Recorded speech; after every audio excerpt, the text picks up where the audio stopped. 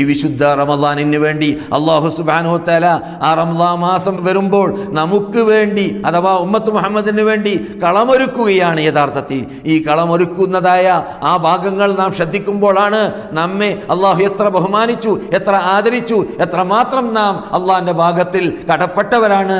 അവൻ്റെ മുമ്പിൽ അള്ളാഹു ചെയ്തു തന്നതായ ഈ അനുഗ്രഹങ്ങൾക്ക് നന്ദി പ്രകടിപ്പിക്കാൻ അർഹരാണ് എന്ന കാര്യം മനസ്സിലാക്കാൻ സാധിക്കും.